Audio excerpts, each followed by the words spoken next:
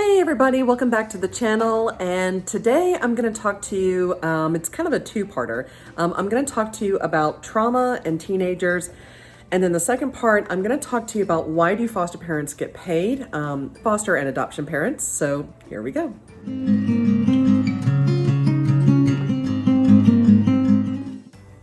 Okay, so while I have a few minutes before I go pick up our kiddo, I wanted to take some time today for part one to let us talk about trauma in teenagers and how does this work and what's all involved, and have we actually been able to use some of our training. So all of the questions that you may have, I will do everything I can to answer. All right, so we have had our teen in our home. So she officially moved in early December, but she's been in our life since November. And so how does that work?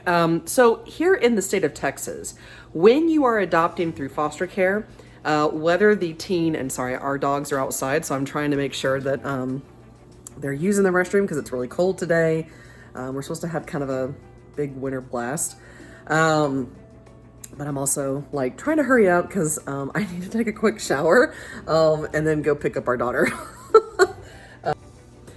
So when you are adopting through foster care in the state of Texas, when you're chosen and a child or teenager is chosen and to be placed in your home, there are a couple of ways of doing this, whether you're through Child Protective Services or you're through a private agency. They will do what they call a transition, and they're transitioning that child or teenager into your home. This can take a couple of weeks. This can take a couple of. So for us, we started the transitional process in November, and so our kiddo stayed with us really throughout the entire week and weekends of Thanksgiving, which technically was like 2 weekends in 1 week, because it's the weekend before Thanksgiving, the week of Thanksgiving, and the weekend after. And then there was 1 weekend in December, and we were having a lot of issues with our teens' prior foster home with pickups and arrangements and things of that nature. And so that was, kind of becoming a sticky situation. But fortunately, things were able to work out, and the caseworker of our kid was able to get the approval move-in date during the time that she was hoping for, which was really good because it happened to be the week of our kid's birthday. So that was actually a really great birthday present for our kiddo. So given that, we've been together for 3 months, we've been living together for about 2 months. And so, how is everything? What's the check-in point? So where we're at right now is our teen is adjusting to a lot of changes and transitions. She switched schools, and there are new people around her, and the school is very different from where she came from. She is keeping up with one of her very, very, very best friends who we did have come over during the holiday season and let them spend the night here. And we got to know that friend's parents, and we've been able to, build a really good cordial relationship with them and just kind of establish that connection for our daughter and for her best friend, which is really, really important, because if that is even a possibility, and I know that for many of you who are adopting through foster care, sometimes your kids, your teens, they're being placed in your home from across state borders, or you guys are having placements in your home from different counties, and it's not very convenient to travel from one county to the next. So, I mean, take that with a grain of salt is kind of what I would like to advise, because for us, fortunately, our daughter's best friend really doesn't live that very far from us. I think it's maybe a 30-minute drive. And in Houston and surrounding areas, that's like nothing. So for many of you who live in states where a 30-minute drive is a lot, here in Houston and surrounding areas, on average, you're driving an hour to an hour and a half. So it's kind of crazy. There's been a lot of changes, a lot of transitions. We did enroll our daughter in three different activities: voice, dance, and taekwondo. And I mean, there's been some pushback, there's been some resistancy on a couple of, or at least on one of the three. And you know, there's been a lot of illness going around, and I feel like our whole holiday season, we were all sick, and then one of us was sick, and our daughter is actually just finishing up a round of antibiotics and steroid pack for yet another sinus infection.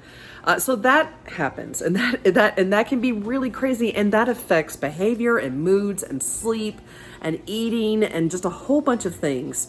So I know many of you who've been following my channel, you guys have heard me talk about Empowered to Connect and TBRI. And here in Texas, Child Protective Services and private agencies will put you through their own training. One of the main training is called PRIDE, Pride. Don't ask me what the acronyms mean, even though I should probably know that by heart by now. Because if state licensing walked in, that would probably be one of their questions. But all of that type of training is to try to help parents open their mind and to really kind of open their awareness on how trauma affects the brain and how does this affect behaviors and adjustment to change and transition. How does this really affect them and the whole family? How does this impact everything else that they do, touch, and deal with? And I will say that we've had a really rough first month at school.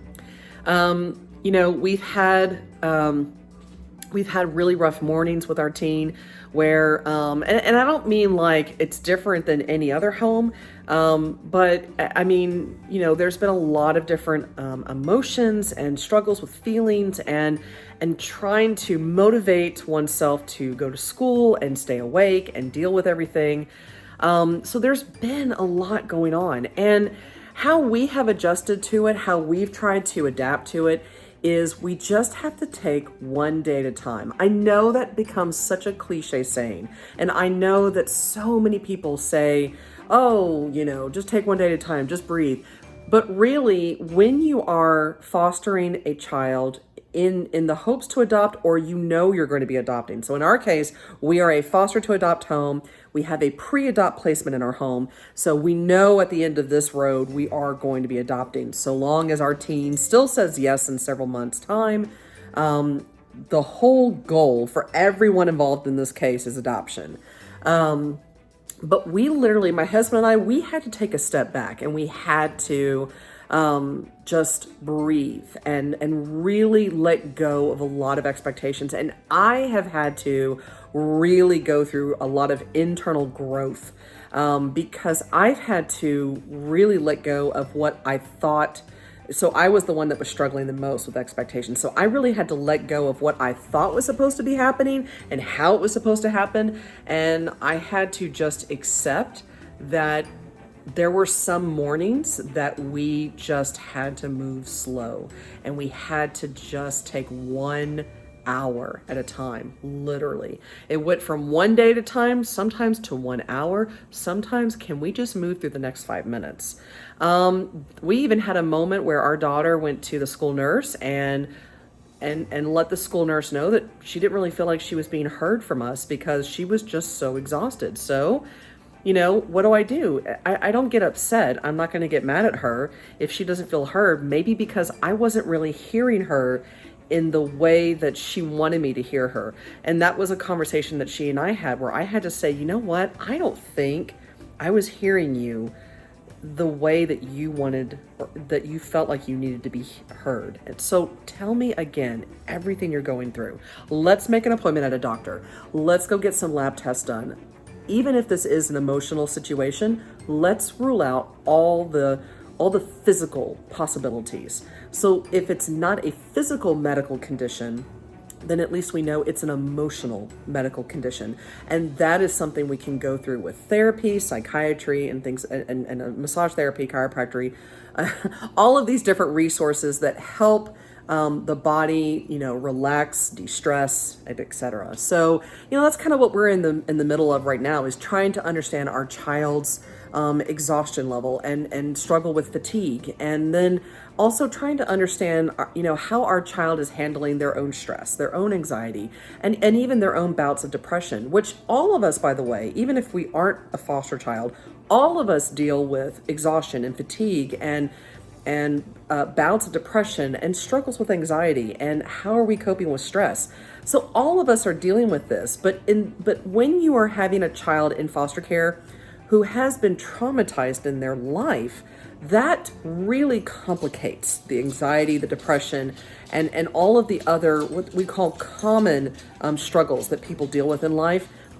These are the things that as foster and adoption parents, we have to take in, we have to draw in, and we have to really try to make sure that what we're trying to do for these kids and for the child or children that are placed in our home, how are we meeting them where they're at? If that means we have to go to multiple doctor appointments or get different types of tests done or find a pediatrician that just feels right, or maybe just talk to the school like I have and sit down with the nurse and create a plan where when your child is feeling anxious, when your child is feeling depressed, when your child just needs to decompress because maybe they're overwhelmed, maybe they're overstimulated, they have the ability to go to the nurse's office and lay down and relax a little bit, listen to some nice music, have a Sprite, or whatever you are able to provide, for the child and work out with the school and the nurse.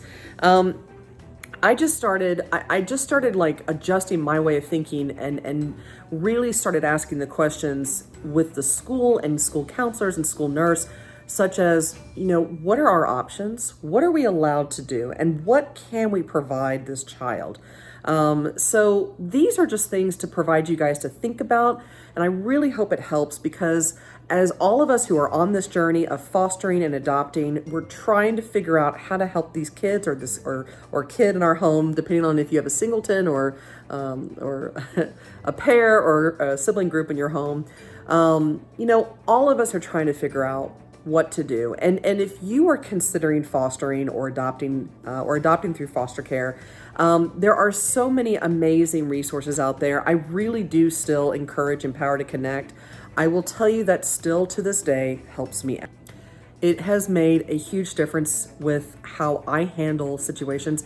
And by no means am I perfect. I make mistakes. But one of the first things that I told our daughter is I'm going to make mistakes. I literally did. I told her. And I actually tell a lot of our kids that are at least 10 and over in our home, I will tell them, look, I need to let you know I'm going to make mistakes. I will say the wrong thing at times and not mean to.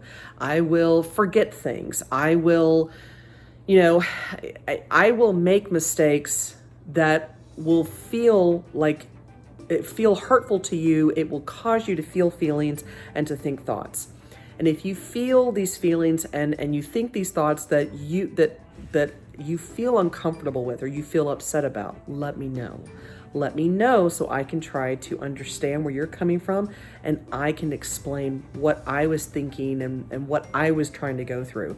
And I will say not every moment is perfect, but my daughter and I, we've been able to have a lot more understanding and heart-to-heart conversations, where when I said something or maybe I did something, and in my mind, I had no concept of where she might have been coming from, and it upset her and it caused her to feel angry and or slighted in some way.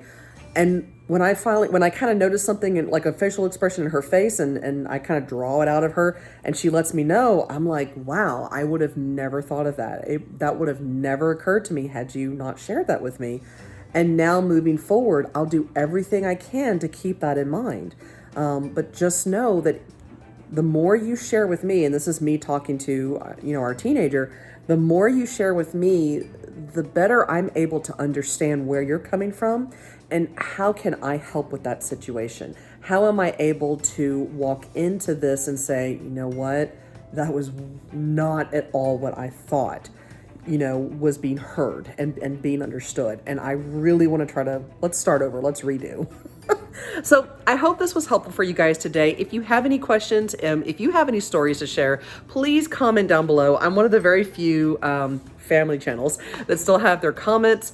So in part 2, I would really, really like to tackle the topic of why foster and adoption parents get paid. How much are we being paid? Why are we being paid? Like, I hear the question why more than I do how and what and all that. And I'll even touch into the differences between licensing with a private agency versus your county agency, which is typically called Child Protective Services. But the only reason why I'll discuss that is because it will kind of affect how the pay goes, and why some people choose that. But I hope that the part 2 will provide you guys a little bit better understanding. Sorry, my nose is actually very itchy. But that will provide you a little bit better understanding and just some insight about why, people are trying to foster and to adopt, and what to keep your eyes open to. That's actually something I've learned a whole lot in the last few months from our daughter. So thank you so much again for joining us, and I will see you next time. Bye.